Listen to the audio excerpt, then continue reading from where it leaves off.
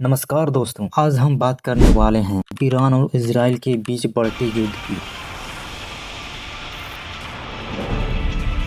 एक ऐसा संघर्ष जिसने पूरे मिडिल ईस्ट और दुनिया की राजनीति को हिला कर रख दिया है। लेकिन सबसे बड़ा सवाल है, आखिर यह युद्ध शुरू क्यों हुआ? इसके लिए हमें थोड़ा पीछे जाना पड़ेगा।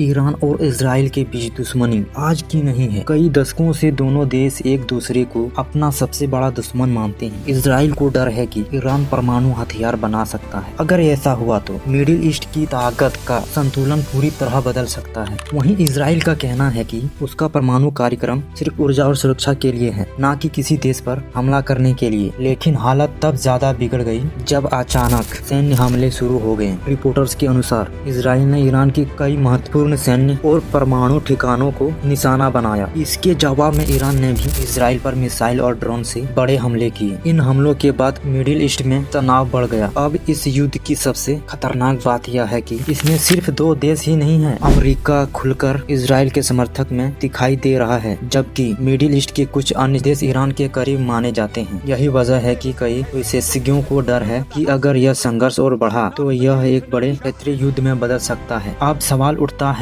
इस युद्ध का असर आम लोगों पर क्या पड़ेगा? सबसे पहला असर पड़ेगा तेल की कीमतों पर। मिडिल ईस्ट दुनिया का सबसे बड़ा तेल उत्पादक क्षेत्र है। अगर यहाँ युद्ध बढ़ता है तो तेल की सप्लाई प्रभावित हो सकती है और इसका सीधा असर होगा पेट्रोल, डीजल और महंगाई पर, यानी पूरी दुनिया की अर्थव्यवस्था पर। हमारे भारत के लिए भी यह स्थिति बेहद महत्वपूर्ण है, क्योंकि मिडिल ईस्ट में लाखों भारतीय काम करते हैं और वहां से भारत को बड़ी मात्रा में पैसा यानी रिमिटेशन आता है। अगर क्षेत्र में तनाव बढ़ता है तो इसका असर भारत की अर्थव्यवस्था पर भी पड़ सकता है। अब सबसे बड़ा सवाल आता है कि क्या यह युद्ध रुक सकता है? दुनिया के कई देश और अंतर्राष्ट्रीय संगठन लगातार कोशिश कर रहे हैं कि दोनों देशों के बीच बातचीत हो और तनाव कम किया जाए, लेकिन फिलहाल हालात काफी नाजुक बने हुए हैं। इतिहास में एक बात जरूर सिखाता है, युद्ध कभी भी अस्थायी समाधान नहीं होता। अंत में समाधान हमेशा बातचीत और कूटनीति से ही निकलता है। अब देखना यह होगा कि आने वाले समय में हालात कितनी बिगड़ सकती है। क्या यह संघर्ष और बढ़ेगा या फिर दुनिया के प्रयास इसे रोकने में सफल होंगे? आपका इस पूरे